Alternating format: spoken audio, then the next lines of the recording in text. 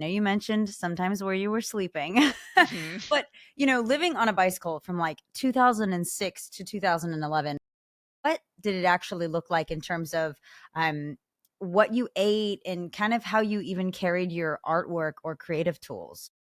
We had absolutely minimal lifestyle. We carried enough clothes for 2, maybe 3 days, layers for the extremities of temperature, and enough water to get us through a long stretch of road where we had no chance to refill.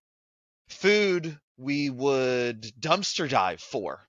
We didn't really have any money to buy food.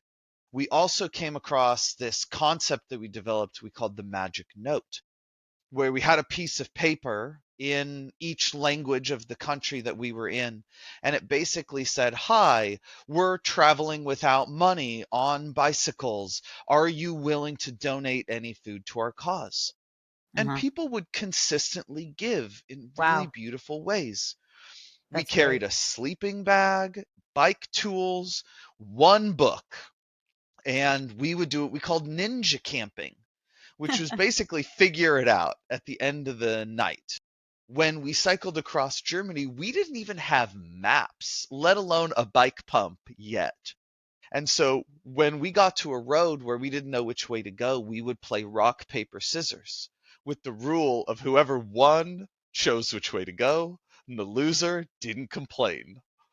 And it You know, was, there yeah, is go ahead. something really neat about how you guys just kinda went for it, and you lived I think it helped you live day by day, and kind Hmm. of be more in the moment. I think for us, especially in our culture in the US, we're so like, our lives are so planned out, and, if everything doesn't go perfectly or if you don't have months planned ahead of time, or some people have years and years, I think you can get really wrapped up in the future and not really live in the moment. So I kind of Yeah. loved that you guys were like, let's do this. Let's take a long trip for us and grow together and kind of experience the world in a really, again, a really chaotic way. But I'm sure you made a lot of neat relationships. You again, I know that you told me that people were so kind, and that was a big surprise to you. And so I just think that's a really cool way to experience the world, and really get connected with culture versus you go to a fancy hotel, it's for a weekend or a week, and you just kind of go to that resort, you're locked away, you don't really experience the culture.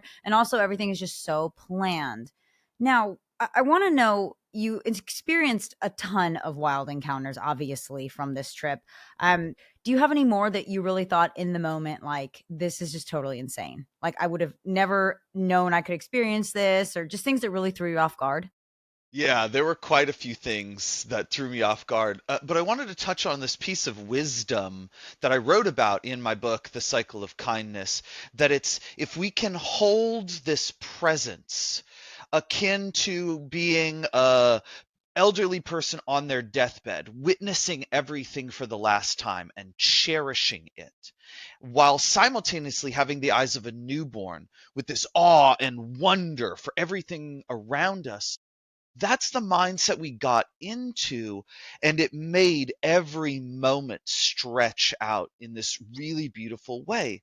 I ended up jumping off an 87-foot cliff in Indiana. It was incredible, but we really lived in ways that experiences found us, and we chose in the moment to engage with them.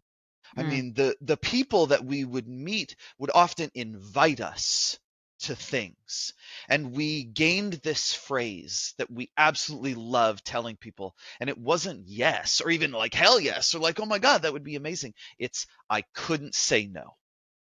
And mm, so when somebody offered us something, like I couldn't say no. So that means that the amount that they want to offer is up to them, that whatever they choose to give, we will accept with gratitude.